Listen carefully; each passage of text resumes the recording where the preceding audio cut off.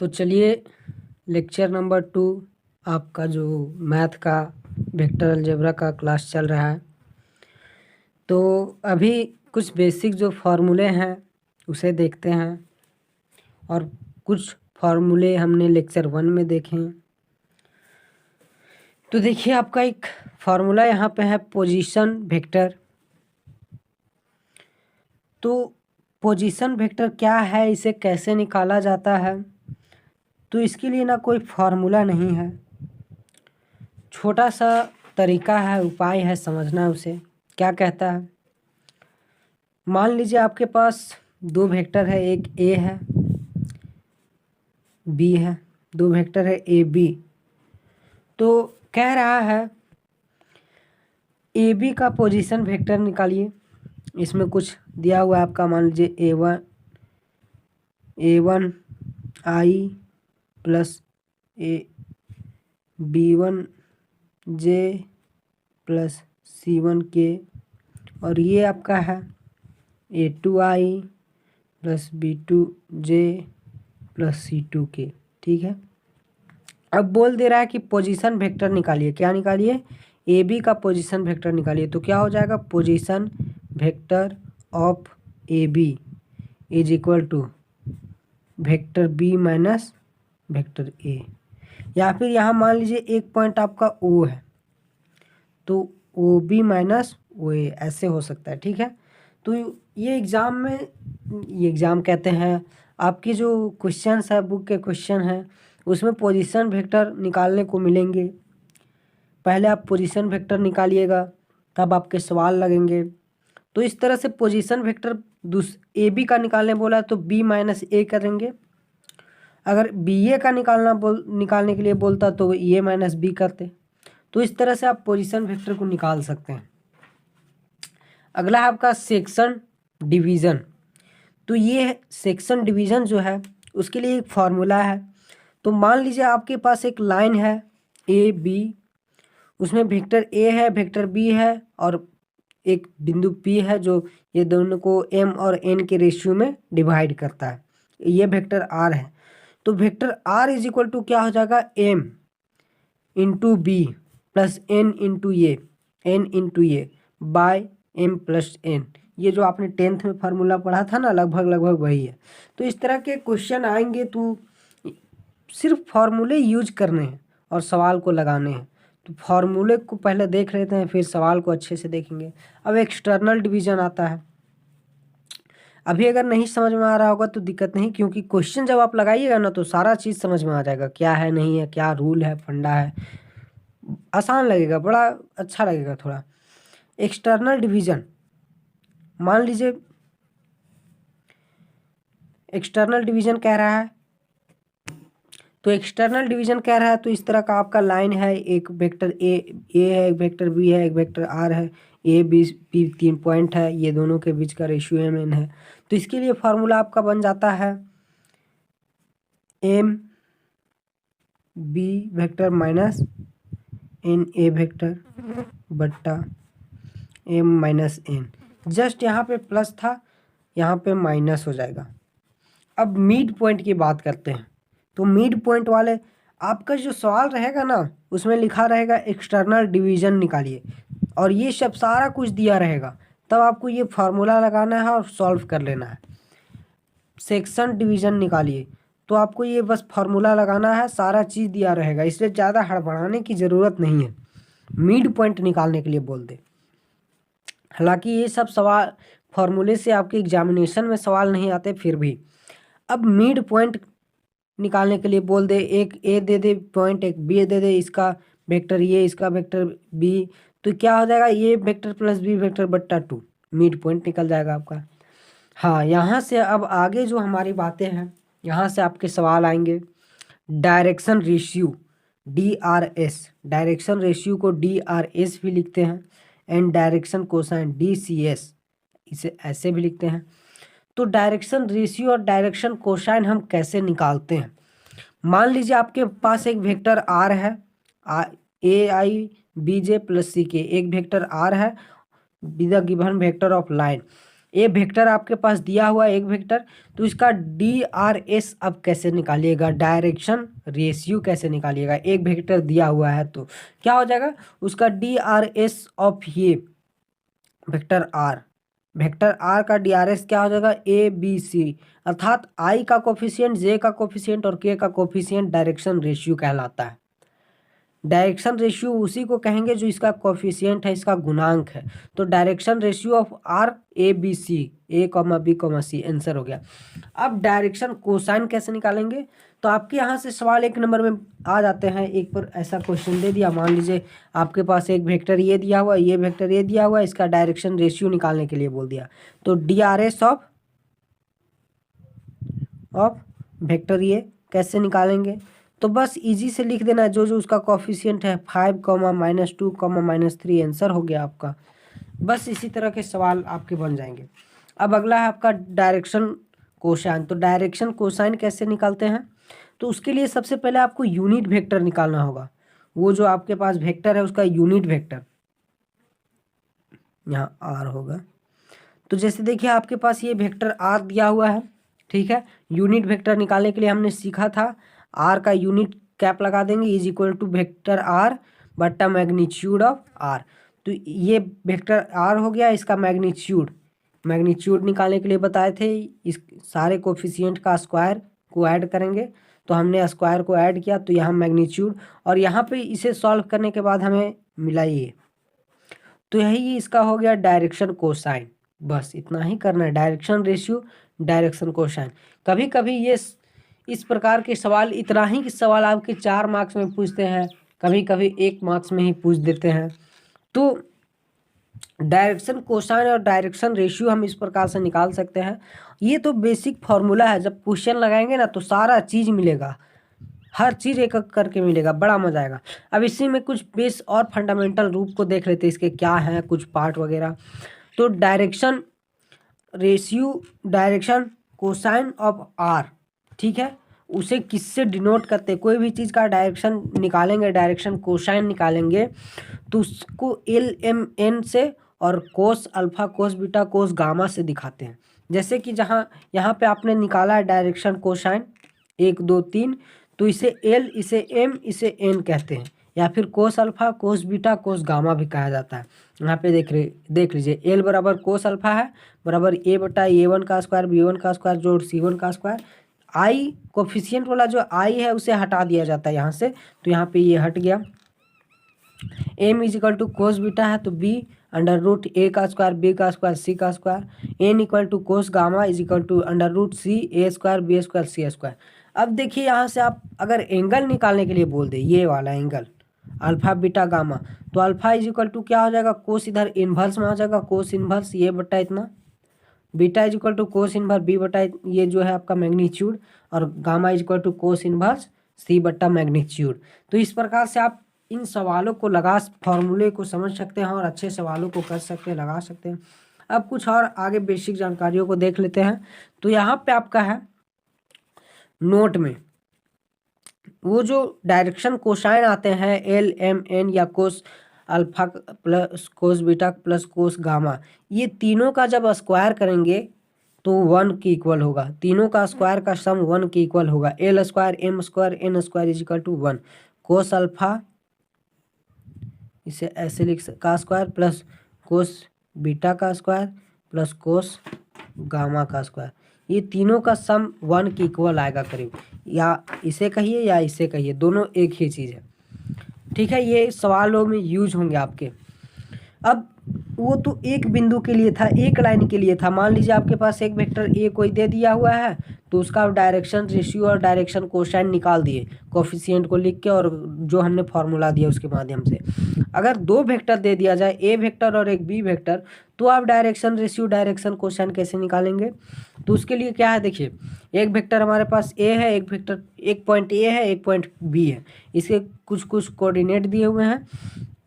तो इसका direction ratio हम कैसे निकालेंगे, तो AB DRS of AB is equal to x2 minus x1 y2 minus y1 Z2 minus Z1, इसके डायरेक्शन रेशियोज ये हो जाएंगे।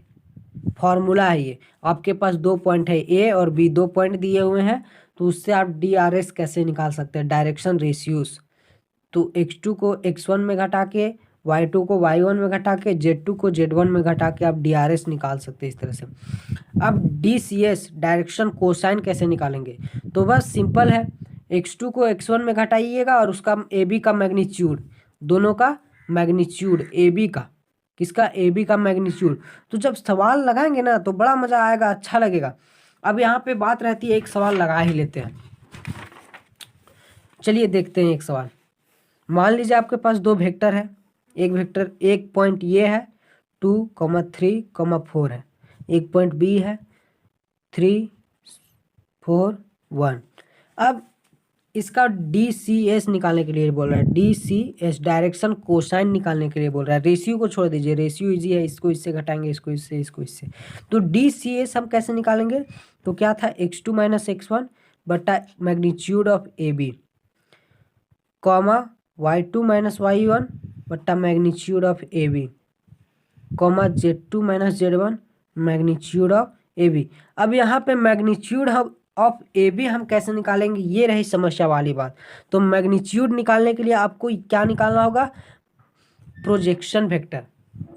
कौन सा वेक्टर, प्रोजेक्शन वेक्टर।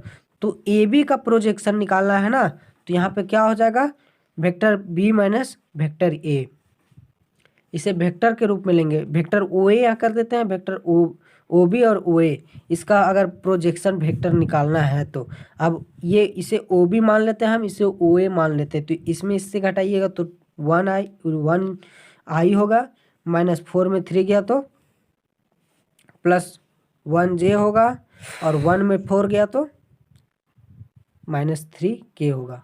समझ में पा रहे होंगे। 3 में 2 को घटाए तो 1 आया, 4 में 3 को घटाए तो 1 आया, और 1 में 4 को घटाए तो -3 आया। IJK के रूप में हमने लिख दिया, यहाँ 1 को नहीं लिखा।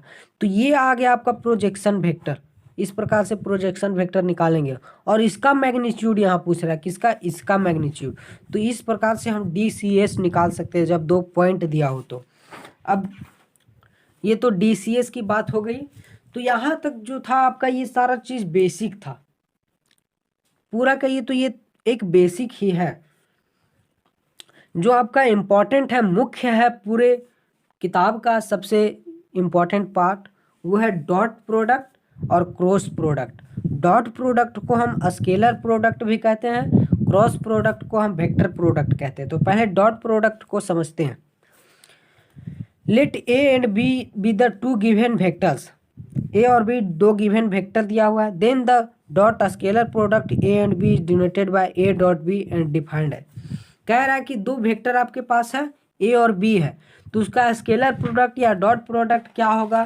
सो A dot A vector dot B vector, यहाँ पे डॉट है, क्या है, dot A dot B, A vector dot B vector इसका स्केलर प्रोडक्ट होगा। और इसे डिफाइन कैसे करेंगे, सो देखिए, A dot B vector A dot vector B is equal to क्या हो जाता है, magnitude of A into magnitude of B cos theta. ये आपका एक फार्मूला निकल के आता है, और ये बहुत बहुत इम्पॉर्टेंट फार्मूला है, आपका हर जगह यूज होगा। तो क्या फार्मूला निकलता है, vector A dot vector B is equal to magnitude of A magnitude of B cos theta. ठीक है, डॉट प्रोडक्ट का यही फार्मूला है, याद रखिएगा। क्रॉस प्रोडक्ट का यहाँ पे साइन थीटा है, बस यहाँ पे कॉस थीटा डॉट में है, यहाँ पे साइन थीटा। ये सब चीज़ें आपके फिजिक्स में भी यूज होंगे। तो A dot B is equal to magnitude of A magnitude of B cos theta. अब यहाँ से हम एंगल निकाल सकते हैं दोनों के बीच का, थीटा को निकाल सकते हैं। तो ये इधर इनटू में है, क्या में है, चलिए यहाँ पे देख लेते हैं। ये A dot B vector A dot vector B is equal to क्या था, magnitude of A into magnitude of B cos theta. तो एंगल कैसे निकालेंगे, तो ये इधर पूरा मल्टीप्लाई में, इधर ले आएंगे तो डिवाइड में हो जाएगा। देखिए magnitude of A into magnitude of B is equal to cos theta. तो देखिए यही बात को तो यहाँ लिखे हुए हैं, इधर ले आए तो सारा डिवाइड में आ गया। अब देखिए थीटा एंगल निकालना है ना, तो कोस उधर जाएगा तो इन्वर्स हो जाएगा, बाकी सब कहानी वही है। तो इस प्रकार से हम एंगल निकाल सकते हैं। एंगल निकालने के लिए बोल दे तो ये फार्मूला को यूज करेंगे। बाकी ए बी आपका दिया हुआ रहेगा, इसके लिए नहीं फिक्र बेझिझक बिंदास रहना है। जब सवाल लगेंगे ना तब मजा आएगा। अब यहाँ पे ये तो हमारा हो गया फार्मूला। ये सबको रट जाना है पानी की तरह। जितना हमने लिखा हुआ है, कोई फालतू बकवास की बातें नहीं लिखी हुई है। ये सब हर चीज़ आपको अपने कॉपी में नोट करके रखना है और रट जाना है। सवाल लगाने में बड़ा मज़ा आएगा अगर ये सब आप अपने माइंड में रखेंगे तो बड़ा अच्छा लगेगा। सारे सवाल बस इसी पे रहेंगे। अब कुछ नोट की बातें हैं। यदि आप ए डॉट बी करते हैं तो बी डॉट ये हो सकता है। दोनों, अगर आप ये और डॉट बी निकाल रहे हैं तो is equal to B dot ये हो सकता है, होगा, इज इक्वल टू ऐसा होगा। ठीक है। यदि आप ए का स्क्वायर करते हैं, वेक्टर ए का स्क्वायर करते हैं तो ये डॉट बी के इक्वल होगा। ये किसके इक्वल होगा? ये डॉट बी के इक्वल। और ये मैग्नीट्यूड ऑफ ये के भी इक्वल होगा और ये के स्क्वायर का भी इक्वल होगा। मैग्नीट्यूड ऑफ ये का स्क्वायर के इक्वल होगा और ए का स्क्वायर भी हुआ। तो ये थोड़ा हाई लेवल में चला गया आपका, बस इधर ही के सवाल पूछते हैं। ये तो हमने कोस थीटा वाला जाना यहीं पे, ये डॉट बी बट्टा magnitude of A magnitude of B. अब देखिए क्या है, यदि आपके पास दो वेक्टर दिए हुए हैं ए और बी और वहाँ लिख दिया कि ए परपेंडिकुलर इज बी, ये क्या है? बी पर परपेंडिकुलर है तो उसका डॉट प्रोडक्ट 0 होगा। याद रखिएगा, एक नंबर के लिए पूछ सकता है। दो वेक्टर है, ये परपेंडिकुलर बी है तो ये dot B is equal to 0 final है। यदि पैरेलल है, दो वेक्टर दिया हुआ है ए पैरेलल टू बी तो ये वेक्टर इज इक्वल टू हो जाएगा लेमडा बी, अर्थात जो आपका बी वेक्टर होगा उसमें कुछ ना कुछ कोफिशिएंट लगा रहेगा। लेमडा का मतलब यहाँ कोई कोफिशिएंट रहेगा। ठीक है। जैसे 3i + 4j + 5 के, मान लीजिए आपका बी वेक्टर है तो इसमें कुछ कोफिशिएंट रहेगा। लेमडा के जगह पर 3, 2, 1 कुछ रहेगा तो यहाँ लेमडा रखा हुआ है। ठीक है। तो ये इसके इक्वल होगा, लेमडा बी के इक्वल। सवाल लगाएंगे ना तब बातें पकड़ में आएगी और अच्छी तरह से आएगी। अगला है ये and B are unit vector. यदि ए और बी आपके दो वेक्टर हैं और वो दोनों यूनिट वेक्टर हैं तो क्या हो जाएगा? Cos theta is equal to ये डॉट बी यूनिट वेक्टर, अर्थात ये का यूनिट वेक्टर डॉट बी का unit vector is equal to होगा। तो cos theta is equal to क्या हो जाएगा? 1 × 1। यूनिट वेक्टर क्या होता है? 1 के इक्वल हमने जाना था, तो cos theta is equal to 1। ठीक है। अब देखिए 1 1 कितना का वैल्यू होता है? कॉस कितना का वैल्यू? 1 होता है। तो यहाँ पे कॉस 0 डिग्री का वैल्यू 1 हो जाएगा। Theta is equal to cos, यहाँ पे इसको ऐसे लिख सकते हैं, कॉस इन्वर्स में इधर आ जाएगा, यहाँ 1 आ जाएगा। तो इसे थोड़ा एक्सप्लेन करेंगे तो इसके लिए आपको ट्रिग्नोमेट्री जानना जरूरी होगा। देख लीजिए यहाँ पे समझते हैं। Cos inverse theta is equal to हमने निकाल रहा था 1, तो कॉस इन्वर्स यहाँ 1 का वैल्यू कॉस 0 डिग्री, या फिर इसे पाई में नहीं होगा, 0 में होगा ना, तो ये कट जाएगा, यहाँ 0 डिग्री का वैल्यू आएगा। Theta is equal to 0 degree आपको मिलेगा। तो इस प्रकार के सवाल जो आपके ट्रिग्नोमेट्री में आते हैं, पर यहाँ पे थोड़ा ट्रिग्नोमेट्री का यूज है। अब आगे चलते हैं, कुछ और बेसिक्स देख लीजिए क्या कहता है। इसके बाद ना ट्रिग्नोमेट्री के ही चैप्टर को लगा लेंगे, एक यूनिट और इकोनॉमिक्स का देख लेंगे, उसके बाद फिर ट्रिग्नोमेट्री का चैप्टर लगा लेंगे। तो इधर से इकोनॉमिक्स का 2 यूनिट और ट्रिग्नोमेट्री मैथ का 2 चैप्टर हो जाएगा। धीरे धीरे सब चीज़ को समाप्त करते जाएंगे। अब देखिए आई डॉट आई याद रखिएगा is equal to j dot j is equal to k dot k is equal to 1। मतलब कि अगर सेम चीज़ का डॉट कर रहे हैं, सेम चीज़ का डॉट कर रहे हैं तो 1 के इक्वल होगा। यदि ए डॉट ये करने के लिए बोल दिया जाए तो वह 1 हो जाएगा। ठीक है। और यदि अलग अलग चीज़ रहे, आई डॉट जे डॉट के या के डॉट जे रहे, उल्टा रहे तो 0 हो जाएगा। यहाँ भी है जे डॉट आई के डॉट जे आई डॉट के, तो ये 0 हो जाएगा। उल्टा चीज़ रहे तो 0 हो जाएगा। ठीक है। सेम रहे तो 1 होगा, ये डॉट प्रोडक्ट में। अब प्रोजेक्शन ऑफ ये ऑन बी क्या है? प्रोजेक्शन ऑफ ये ऑन बी। क्वेश्चन बोल दिया कि आप प्रोजेक्शन निकालिए ए ऑन बी, तो ए वेक्टर ये dot unit vector B is equal to हो जाएगा ये डॉट बी बट्टा मैग्नीट्यूड ऑफ बी। जिसके ऊपर प्रोजेक्शन निकालने के लिए बोलेगा उसे नीचे रखेंगे, बाकी ये डॉट बी। यहाँ पे देखिए क्या बोल रहा है, प्रोजेक्शन बी ऑन ये, तो बी डॉट ये यूनिट वेक्टर है, यहाँ पे ये पहले आ गया, बाद में आया अभी यूनिट वेक्टर के रूप में, यहाँ बी आया था यूनिट वेक्टर के रूप में। तो प्रोजेक्शन ऑफ बी ऑन ये, इसे इस प्रकार से डिनोट किया जाता है, इज इक्वल टू होता है वेक्टर बी डॉट वेक्टर ये बाय मैग्नीट्यूड ऑफ ये। ठीक है, समझ पा रहे होंगे। अब projection of vector A B on C D, तो vector A B dot unit vector C D, जिसके ऊपर बोल रहा है उसे यूनिट वेक्टर सी डी के रूप में लेते हैं, और A B dot C D बट्टा magnitude of C D. Projection of vector इस प्रकार से निकाला जाता है। अब स्केलर प्रोडक्ट या डॉट प्रोडक्ट कैसे निकालते हैं दो वेक्टरों का?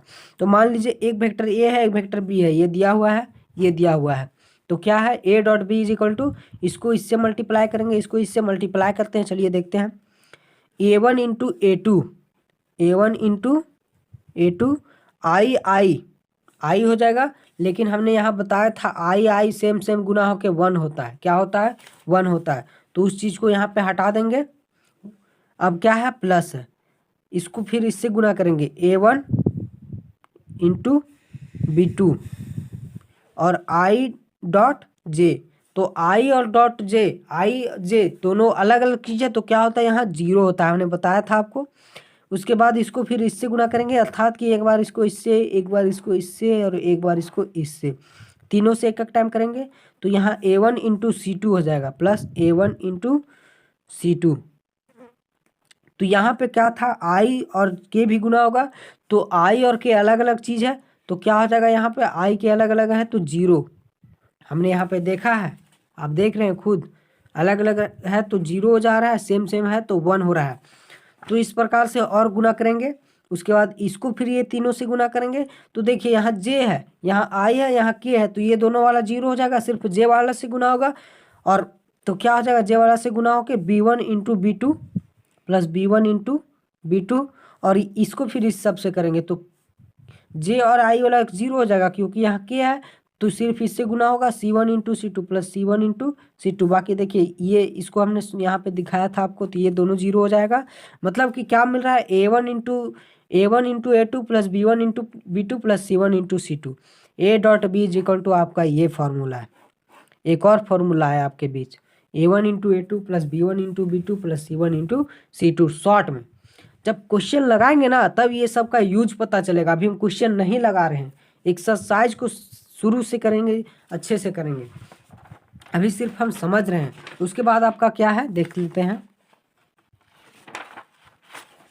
तो यहाँ पे है, इस वीडियो में हम फार्मूला को समाप्त कर ही देते हैं, अगले वीडियो में हम लोग क्वेश्चन के एक्सरसाइज में चले जाएंगे, मज़ा आएगा। तो देखिए angle between A and B, हम लोग तो पहले देख रहे थे cos theta A dot B magnitude of A magnitude of B, पहले ही फार्मूला में देखा। फिर यहाँ पे देख लीजिए एक और बात आई, यदि ए परपेंडिकुलर, ये सब बातों को ना नोट करके रखते जाइएगा, सीधे समझ में नहीं आएगा जब तक बातों को नोट करके नहीं रखिएगा। ठीक है, नोट करके रखने से एक दो बार आप उसे पढ़ते हैं तो थोड़ा थोड़ा माइंड में आते जाएगा, और जब सवाल लगाएंगे तो और थोड़ा थोड़ा माइंड में आएगा, लेकिन पूरा नहीं आएगा। पूरा क्यों नहीं आएगा? तो भैया जो इस चैप्टर को लिखे हैं ना, वो भी आज तक पूरा समझ नहीं पाए, तो हम लोग कहाँ से समझेंगे? समझ रहे हैं बातों को ना? वो भी आधे अधूरा करके चले गए हैं, और बहुत कोई लगे हुए हैं और इसे आधे अधूरा को और आगे बढ़ाने में। क्या मनुष्य कोई भी चीज़ को पूरा आज तक किया है? नहीं किया। हर चीज़ तो थोड़ा थोड़ा हुआ है, पूरा कहाँ हुआ है। तो इसलिए आप भी थोड़ा थोड़ा समझिए, थोड़ा थोड़ा कीजिए, अच्छा रहेगा, मज़ा आएगा। चलिए अब नोट में आपकी ए अगर परपेंडिकुलर बी रहेगा तो A dot B is equal to zero, हमने पहले भी देखा। और क्या हो जाएगा? A one into A two plus B one into B two plus C one into C two is equal to भी जीरो हो जाएगा। ये आपके कुछ नोट हैं जो आपके सवाल में यूज होंगे। कैसे यूज होंगे? बड़ा इंटरेस्टिंग चैप्टर है, बड़ा मज़ेदार चैप्टर है, क्योंकि इसमें आपको ज़्यादा दिमाग लगाना नहीं है, सब काम फार्मूले पे हो जाते हैं। जिस प्रकार इंटीग्रेशन डिफरेंशिएशन में आपको दिमाग लगाना होता है, इसमें दिमाग लगाने की ज़रूरत नहीं है, सब फार्मूले पे हो जाएगा। तो और जो फार्मूला दे रहे हैं ना, इससे बाहर एक क्वेश्चन आपका नहीं रहेगा एक्सरसाइज का, ये सारा हम फार्मूला ही बता रहे हैं।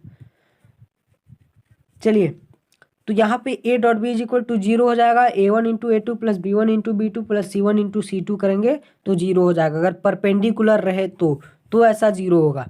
ए डॉट बी जीरो होगा, मतलब ए डॉट बी को हमने इस तरह भी निकाला था, A1 into A2 plus B1 into B2 plus C1 into C2 इस रूप में निकाला था, तो ये भी जीरो के इक्वल होगा। यदि ए और बी पर पैरेलल रहे तो ये इज इक्वल टू लेमडा भी हमने देखा, लेकिन यहाँ पे क्या हो जाएगा, A1 बट्टा A2 is equal to B1 बट्टा B2 is equal to C1 बट्टा C2। ये इसका जो रेशियो रहेगा वो इक्वल आएगा तीनों। तो ये सब कुछ कुछ कंडीशन आते हैं आपके। कभी कभी आपको और सवाल मिल जाएगा देखने को, तो नोट्स में इसको भी देख लेते हैं एक बार। A vector A plus vector B plus vector C का स्क्वायर रहे तो is equal to magnitude of A plus magnitude of B plus magnitude of C plus 2 A dot B plus B dot C plus C dot A. ये एक formula है जो आपके exam में use होगा। मान लीजिए आपके पास ये तीनों दे दिए हुए हैं और आपको ये निकालने के लिए बोल दे, तो आप इस तरह के फार्मूले लगा के यूज करके सॉल्व कर सकते हैं सवालों को। तो ये सब कुछ कुछ फार्मूले हैं जिन्हें रटना ही पड़ेगा, कोई उपाय नहीं है इसके लिए। तो ये प्लस बी प्लस सी का स्क्वायर ये प्लस बी प्लस सी का स्क्वायर वेक्टर, ये तीनों वेक्टर का स्क्वायर करेंगे तो ये आएगा। अब आता है आपका वेक्टर प्रोडक्ट डॉट प्रोडक्ट। तो वेक्टर प्रोडक्ट डॉट प्रोडक्ट क्या है, तो मान लीजिए आपके पास दो वेक्टर है ए और बी, तो उसे इस रूप में बताया जाएगा A cross B, vector A cross vector B, and ये डिफाइन होगा vector A cross vector B is equal to magnitude of A magnitude of B sine theta, साथ में लिए रहेगा यूनिट वेक्टर एन, इसे एन यूनिट वेक्टर कहते हैं, ठीक है, N unit vector. A cross B फिर से magnitude of A magnitude of B sine theta unit vector N, where N is equal two unit vector हमने कहा था पहले। और यूनिट वेक्टर जो होगा वो परपेंडिकुलर किसके होगा, ए और बी के। यूनिट वेक्टर एन जो होगा वो परपेंडिकुलर होगा ये और बी के, वेक्टर ए और वेक्टर बी के परपेंडिकुलर होगा।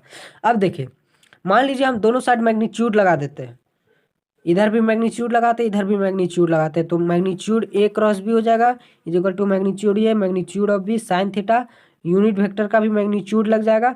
अब यूनिट वेक्टर का मैग्नीट्यूड हम जानते हैं कितना होता है, 1 होता है, पहले ही हमने देखा था। यूनिट वेक्टर जब भी निकालेंगे और उसका मैग्नीट्यूड आप कीजिएगा तो 1 के बराबर आएगा, तो इसे 1 को हम नेगलेक्ट कर देते हैं। तो magnitude of A cross B is equal to ये magnitude of A magnitude of B sine theta बच जाएगा।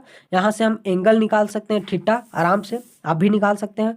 तो ये इधर मल्टीप्लाई में इधर आके डिवाइड में हो जाएगा, तो ये क्रॉस बी बट्टा ये magnitude of A magnitude of B हमने कैसे किया, ये इधर मल्टीप्लाई में है, इधर आया तो इसके साथ इस पार्ट को लाए तो इधर मल्टीप्लाई में, इधर आया तो डिवाइड में हो गया इसके साइड। अब यहाँ से थीटा इज इक्वल टू हम लोग निकाल सकते हैं, theta is equal to sine inverse में उधर चला जाएगा, साइन इनवर्स हो जाएगा। तो क्या मिल जाएगा, magnitude of A cross magnitude of A cross B का मैग्नीट्यूड बटा magnitude of A into magnitude of B. तो इस प्रकार से हमें थीटा भी हम यहाँ से निकाल सकते हैं। तो यदि आपको वेक्टर प्रोडक्ट दे और थीटा निकालने के लिए बोल दे तो ऐसे निकालेंगे, डॉट प्रोडक्ट दे और थीटा निकालने के लिए बोल दे तो हमने फार्मूला देख लिया उसके लिए। तो ये सब चीज़ें ना एक दो बार सवाल लगाने के बाद सब अपने खुद ब खुद माइंड में आपके बैठ जाएंगे, उसके लिए ज़्यादा बोझ ज़्यादा टेंशन लेने की ज़रूरत नहीं है। अब देखिए नोट में हमारे कुछ आते हैं पॉइंट तथ्य। यदि ए क्रॉस बी है तो इसे हम माइनस बी क्रॉस ये लिख सकते हैं इज इक्वल टू के रूप में करके। अगर ए क्रॉस बी है तो उसे हम माइनस बी क्रॉस ये के रूप में लिख सकते हैं, तब वो इक्वल होगा। साइन थीटा हमने निकालने के लिए सीखा था, A magnitude of A cross B बटा magnitude of A magnitude of B नहीं पहले सीखा। अब यहाँ पे आता है अगर ए परपेंडिकुलर बी है तो A dot B is equal to 0 होता था, लेकिन और यहाँ पे ये पैरेलल टू बी है तो A cross B is equal to 0 होगा। ये पैरेलल टू बी है तो A cross B is equal to 0 होगा। यहाँ परपेंडिकुलर में 0 होता था ए डॉट बी, लेकिन पैरेलल में यहाँ ए क्रॉस बी 0 होगा। और ये इज इक्वल टू हमने लेमडा भी तो देखा था ही पहले। अब देखिए A cross A B cross B C cross C, यहाँ वहाँ पे हमने I cross J dot J I dot I बराबर जे डॉट जे बराबर के डॉट के, ये सब बातों को देखा तो ये किसके इक्वल होते थे 1, लेकिन यहाँ पे ये सब किसके इक्वल होंगे 0 के। खुद का क्रॉस 0 के इक्वल होगा, लेकिन यहाँ पे क्या होता था 1 के इक्वल होता था, और जब उल्टा उल्टा के साथ अलग अलग के साथ डॉट निकालते थे तो 0 हो जाता था, लेकिन यहाँ पे खुद के साथ 0 हो रहा है ये, ठीक है, क्रॉस में। तो इन सब चीज़ों को थोड़ा ध्यान रखना है। अब क्या है देखिए A cross B is equal to vector C is equal to C is perpendicular to A. तो ये सब कुछ बेसिक बातें हैं और ये आपके सवाल में, ये जो है मुख्य रूप से ये आपके सवाल में यूज नहीं होगा, ठीक है। तो इसे भी साइड रखिए। हाँ हाँ, ये आपके इम्पोर्टेंट है, ये आपके एग्जामिनेशन में भी आ सकते हैं। तो इसे समझने के लिए एक अलग से ग्रुप बनाते हैं, रुकिएगा देखिएगा यहाँ पे क्या है, I cross I is equal to J cross J is equal to K cross K is equal to 0। हमने देखा क्रॉस में ये 0 हो जाएंगे लेकिन डॉट में 1 होंगे।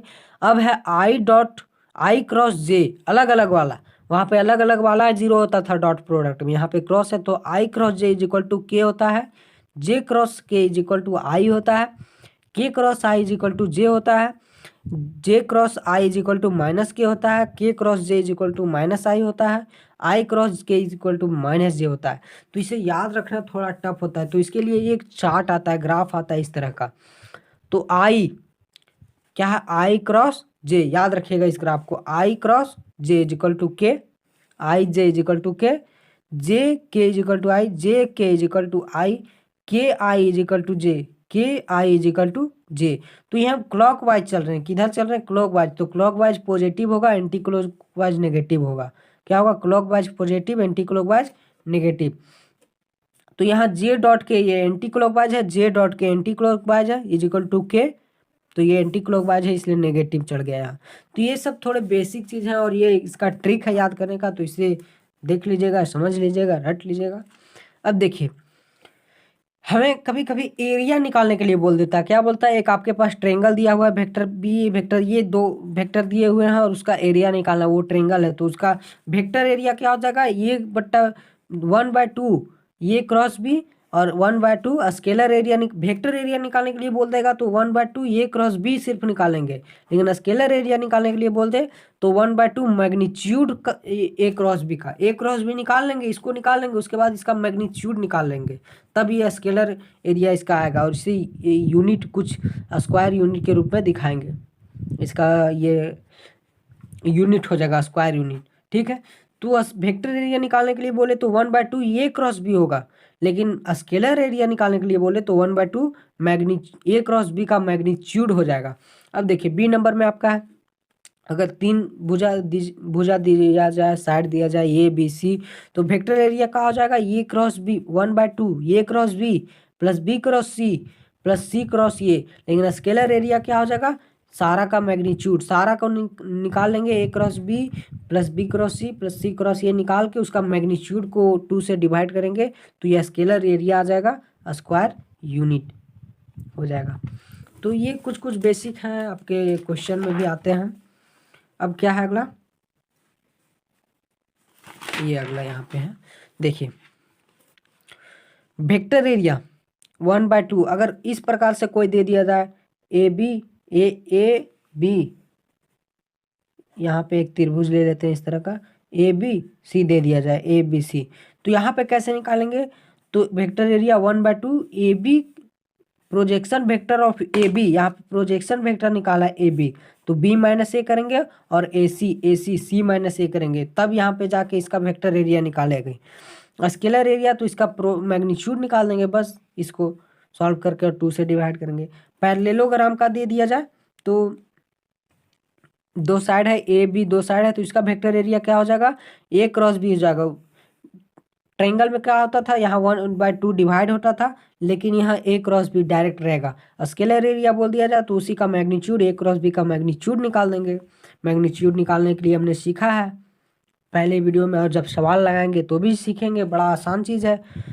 अब देखिए D1 एंड D2 उसका डायगोनल दे दिया जाए, यदि पैरेललोग्राम का डायगोनल दे दिया जाए, D1 एंड D2 मान लीजिए पैरेललोग्राम है तो इसका एक डायगोनल, इसका एक डायगोनल, D1 और D2 दो डायगोनल दिया जाए तो उसके मदद से भी हम वेक्टर स्केलर एरिया निकाल सकते हैं। तो वेक्टर एरिया के लिए 1/2 D1 क्रॉस D2 निकाल देंगे, स्केलर एरिया के लिए 1/2 D1 क्रॉस D2 का मैग्नीट्यूड स्क्वायर यूनिट हो जाएगा इसका आंसर।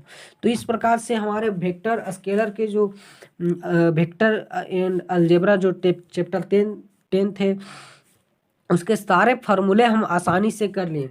अब आपका बचा सवाल, तो अगर आपसे सवाल बनता है तो प्रयास कीजिए, नहीं बनता है तो हम अगले लेक्चर में एक्सरसाइज 1 2 3 जो आपका है सारे को देखेंगे, बड़ा मजा आएगा और वहाँ पे और अच्छे से सीखेंगे। ठीक है, तो वीडियो को यहीं पे समाप्त करते हैं। और इकोनॉमिक्स का क्लास, इस चैप्टर के बाद इकोनॉमिक्स का क्लास, इकोनॉमिक्स का एक यूनिट ख़त्म करेंगे। और जो हमने इकोनॉमिक्स का क्लास लिए हैं उसके नोट्स आपके डिस्क्रिप्शन में एक लिंक रहेगा, तो उसमें आपको मिल जाएगा। तो चलिए यहाँ पे वीडियो को समाप्त करते हैं। धन्यवाद।